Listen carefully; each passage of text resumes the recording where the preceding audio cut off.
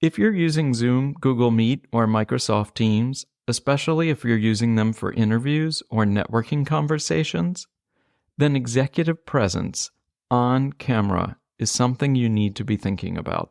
As a coach to MBA leaders and executives whose practice has transformed from being primarily in-person to almost entirely virtual, it's especially important that I engage effectively with clients and potential clients on camera.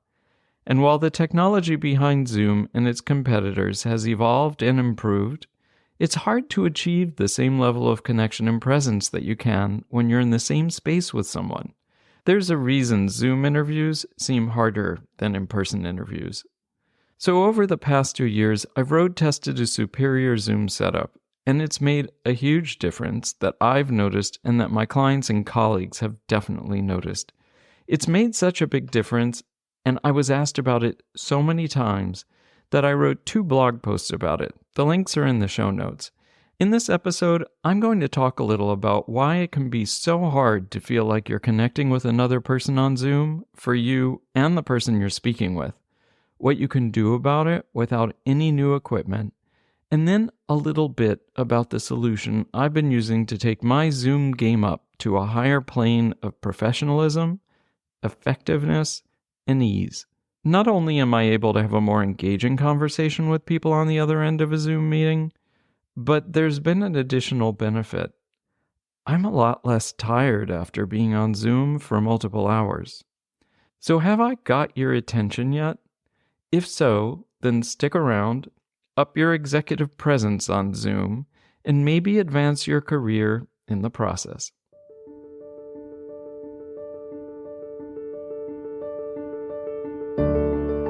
I'm Doug Lester, an executive coach and career strategist to MBAs and ambitious professionals.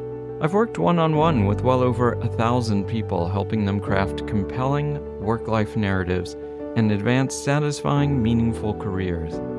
When it comes to your career and your life, if you don't craft your own narrative, then someone else might do it for you, and you might not like what they come up with. So let's work together on your narrative now. If you're an MBA out in the business world, you've likely logged a lot of hours on Zoom, or one of its competitors, and what I'm about to share will probably not come as a surprise to you.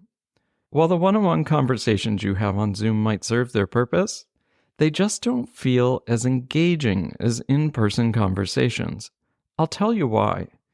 If you're using a laptop, a tablet, or a webcam mounted on top of your external monitor for Zoom, you have 2 choices when it comes to where to look. You can look directly at the other person's image on the screen, or you can look directly at the camera lens. One or the other, but not both at the same time. This presents a dilemma.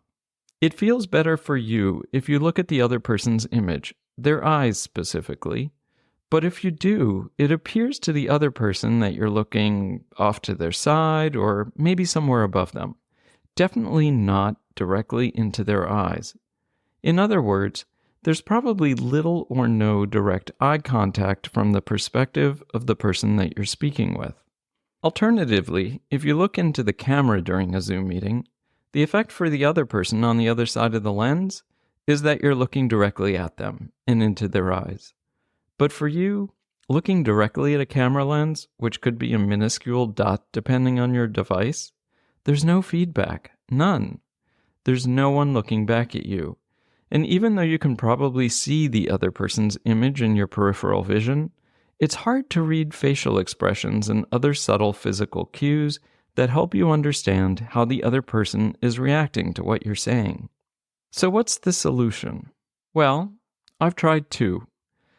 The first solution for making eye contact on Zoom requires no extra equipment, but it will likely require that you develop some new habits while on camera, and it comes at a mental and, at least in my experience, a physical cost.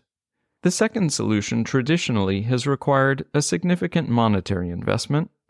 It only made sense for people who either anticipated being on Zoom many hours a week, or whose position and ambitions required that they cultivate their executive presence online and not just in person.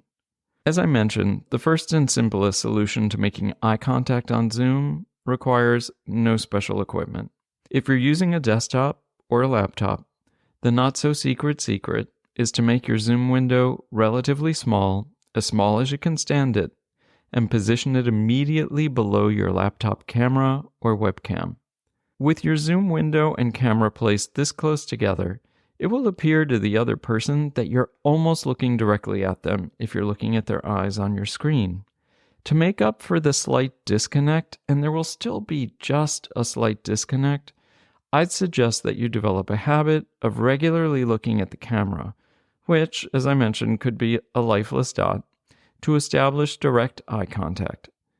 Specifically, I tell you to look at the camera in these 4 types of situations. The first is when you're saying hello at the beginning of a Zoom session. You'll establish what seems like direct eye contact for the other person right out of the gate. The second is when you think making direct eye contact would be necessary for developing rapport, like when the other person is sharing something particularly meaningful to them. Look directly at the camera. The third situation is at the ends of sentences when you're making a particularly important point. I think this is especially helpful for cultivating your executive presence and authority. And the fourth is when you're saying goodbye at the end of a Zoom session. A little dose of the warm fuzzies can't hurt, right? In concept, this doesn't sound too difficult. In practice, it has some drawbacks.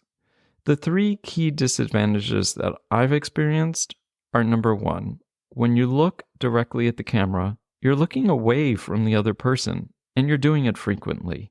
So you might miss facial expressions and body language that convey meaning. The second is, you have to think about the timing of when you look at the camera. This could be a little distracting to very distracting, depending on who you are. And you could potentially feel like an observer of a conversation as opposed to a participant in it. It takes you out of the moment. And the third is, all that thinking about the timing of eye contact takes energy, a surprisingly large amount of energy. If you need to do it for short periods, let's say an hour or 2, the drain, it isn't too bad. For more extended periods, let's say multiple Zoom meetings over days, and some of my clients are in Zoom meetings for hours and hours a day all week. For people who are in that kind of situation, it's just downright exhausting. But on the plus side, this approach doesn't cost anything, require any new equipment, or any specialized technical knowledge. If you can resize and move a window on your screen, assuming you're not using a phone or a tablet, then you're set. The second, and in my opinion far superior solution, does come at a cost. It requires new equipment and some technical know-how. It's the solution I've used for about 3 years now, and it's been, in a word, fantastic.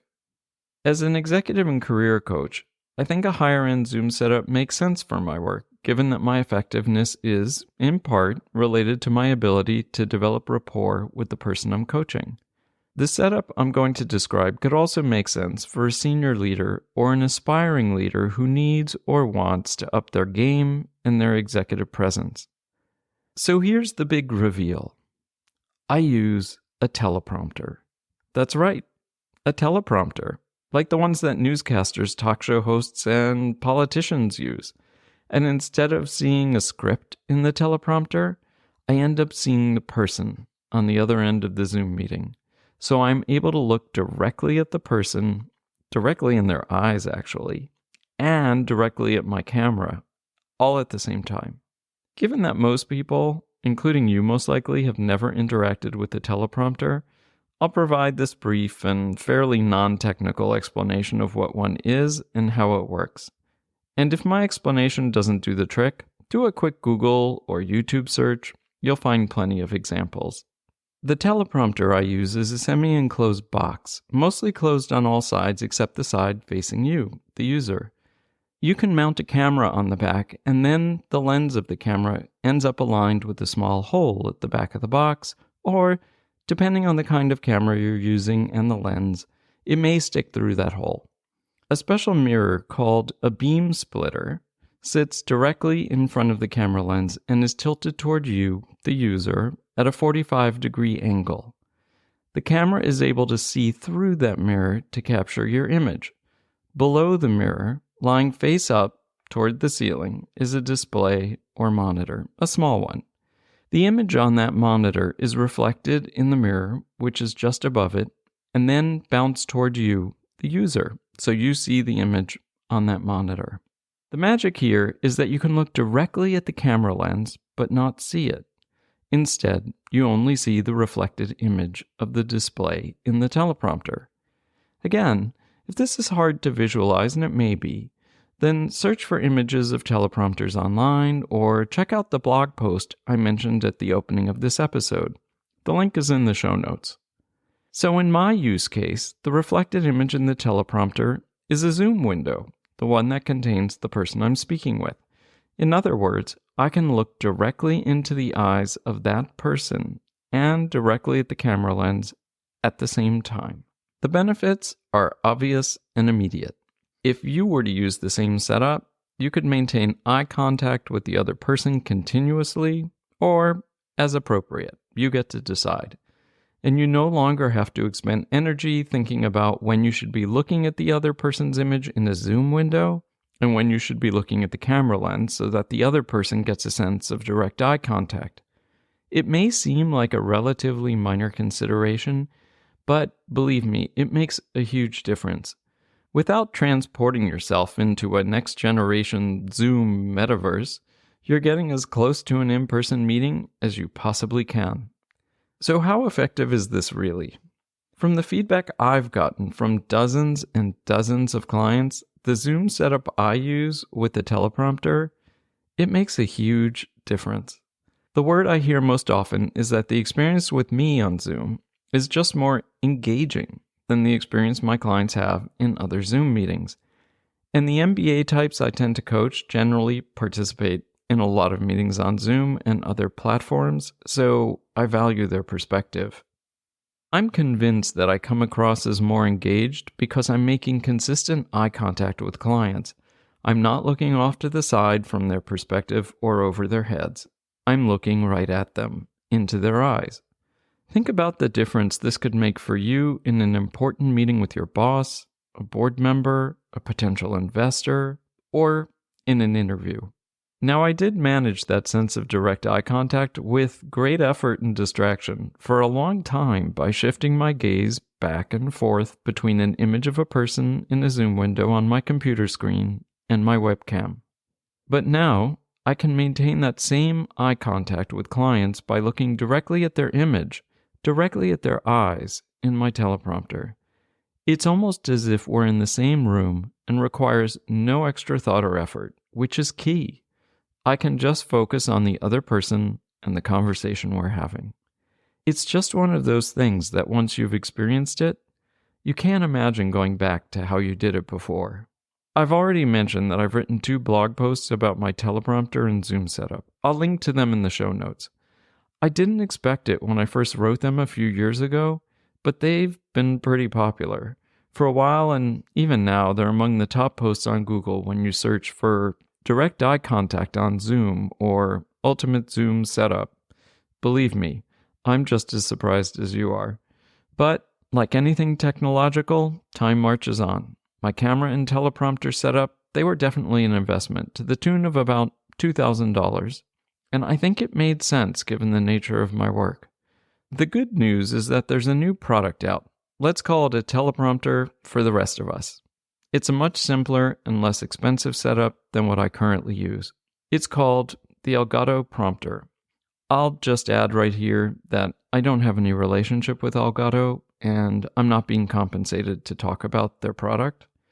But apparently, it's been wildly popular, especially among people who create content for a living.